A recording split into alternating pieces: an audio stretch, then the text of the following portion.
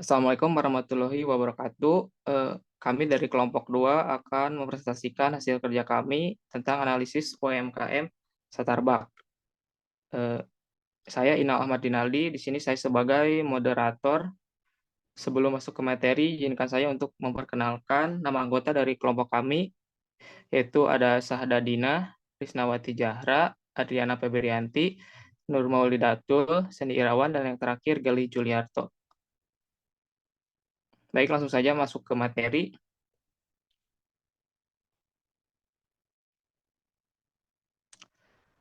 Starbucks atau Sarjana Martabak bergerak di bidang kuliner atau penyediaan makanan minuman yang mulai merintis pada tahun 2018.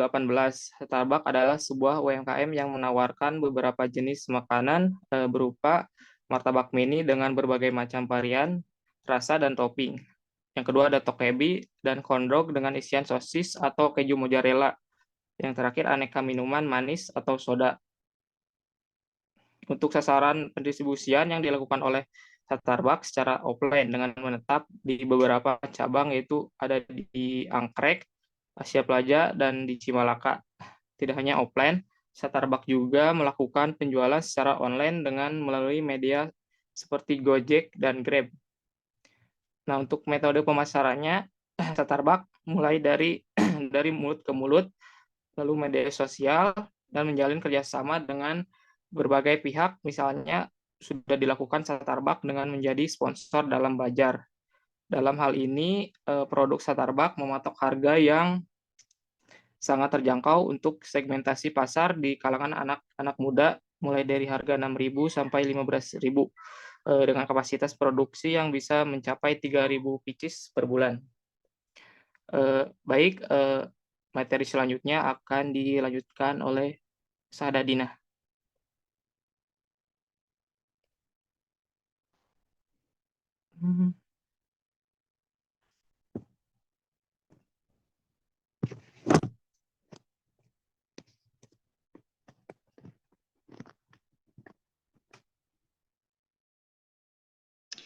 Analisis internal. Strength atau kekuatan tempat usaha strategis karena dekat dengan sekolah dan kampus. 2. Harga terjangkau untuk semua kalangan khususnya mahasiswa dan pelajar. 3. Jumlah pelanggan yang banyak dan beragam. 4. Menu makanan lengkap dan memiliki banyak varian rasa.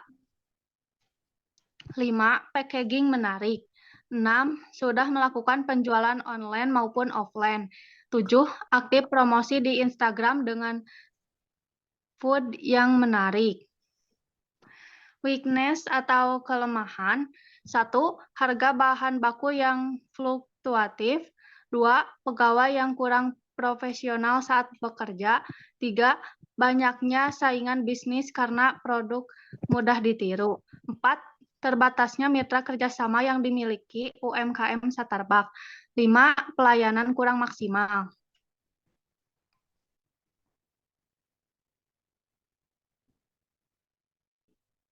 Selanjutnya akan dilanjutkan oleh Risnawati Jara.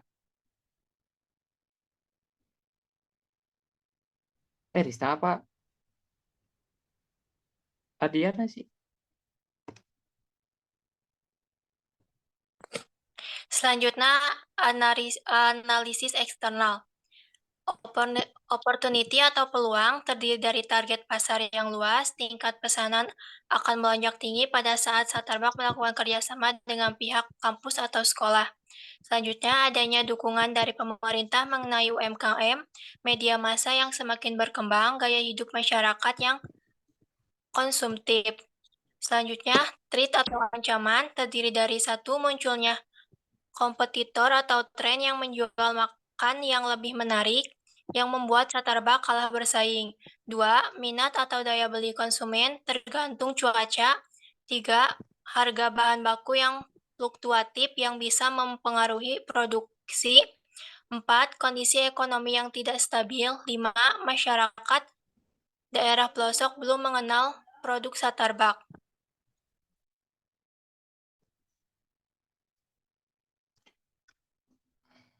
Selanjutnya akan dilanjutkan oleh Krisnawati Jahra.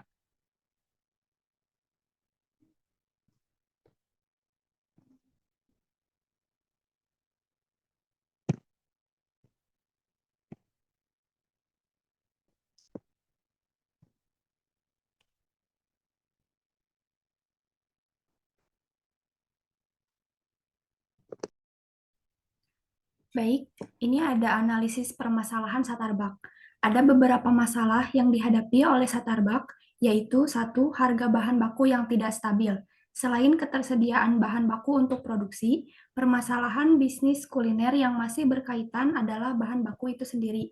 Kondisi ekonomi dan ketersediaan bahan baku sangat berpengaruh pada stabilitas harga. Semakin langka bahan baku, maka akan semakin mahal harganya.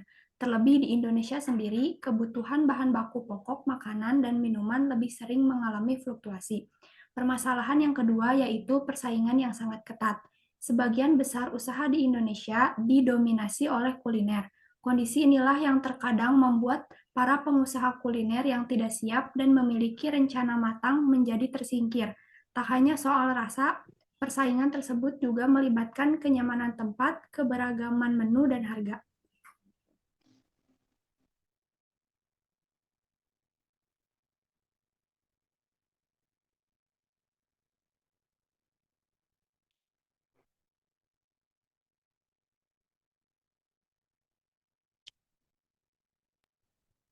Analisis permasalahan Starbucks. 3. Sulitnya melakukan inovasi. Dalam dunia kuliner, melakukan inovasi tidaklah mudah, apalagi yang akan diinovasikan adalah menu atau resep masakan yang sudah menjadi racikan terbaik. Sulitnya melakukan inovasi ini adalah permasalahannya bisnis kuliner yang paling sering terjadi. Alih-alih ingin memberikan sesuatu yang baru untuk para konsumen, namun kenyataannya produk yang dihasilkan tidak sesuai harapan. Akibatnya banyak konsumen yang tidak tertarik. 4. Masalah tenaga kerja. Dalam masalah tenaga kerja, bisa dicontohkan dari kurang profesionalnya karyawan sehingga layanan konsumen yang buruk sering menjadi titik yang dapat merubah opini konsumen terhadap sebuah bisnis, sehingga menimbulkan masalah baru dalam bisnis Anda. Kesan pertama konsumen merupakan salah satu hal yang paling penting.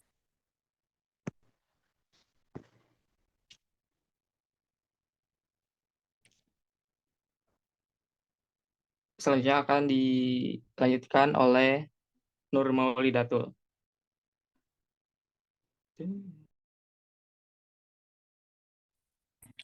Selanjutnya ada matriks SWOT, Strength Opportunities, strategi memanfaatkan lokasi strategis dengan baik. Yang kedua, mempertahankan promosi yang saat ini dilakukan di Instagram. Yang ketiga, mempertahankan citra rasa pada produk supaya menjadi ciri khas dan diferensiasi dari bisnis lain. Yang keempat, mengikuti bazar pada acara sekolah, kampus, dan acara yang diadakan pemerintah Kabupaten Sumedang. Weakness, strategi WO. 1. Menjadikan TikTok atau Reels sebagai media promosi dengan menyajikan keunggulan bahkan review-review positif. Yang kedua, bekerja sama dengan influencer di Instagram. Yang ketiga, pemilik memberikan pelatihan skill dari awal, kemudian melakukan evaluasi berkala. Yang keempat, pegawai mengikuti seminar atau event UMKM yang diadakan oleh pemerintah Kabupaten Sumedang. Selanjutnya, strategi ST. 1. Menonjolkan produk unggulan di berbagai media sosial yang ada. 2. Menawarkan diskon pelajar dan memberikan promo pada hari-hari spesial. Yang ketiga, mencari reseller dari daerah dapat menjadi alternatif pilihan dengan risiko lebih rendah dibanding membuka kemitraan. Strategi WT. 1. Membuka kemitraan baru di daerah pelosok atau bahkan daerah kota sekalipun seperti Jatinangor atau Tanjung Sari. Kedua, memilih distributor bahan baku khusus untuk mendapatkan harga yang lebih rendah dari pasar. 3. Kompensasi yang sesuai dengan job desk-nya.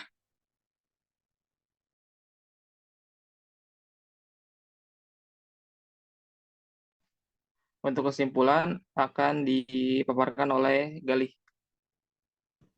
Kesimpulan, Starbucks merupakan salah satu UMKM yang memiliki potensi yang begitu besar bagi meningkatkan ekonomi rakyat.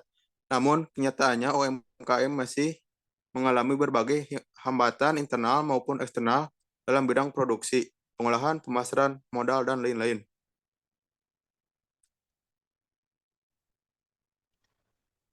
Baik, itu saja presentasi dari kelompok kami. Terima kasih atas perhatiannya dan waktunya. Kurang lebihnya mohon maaf. Wassalamualaikum warahmatullahi wabarakatuh.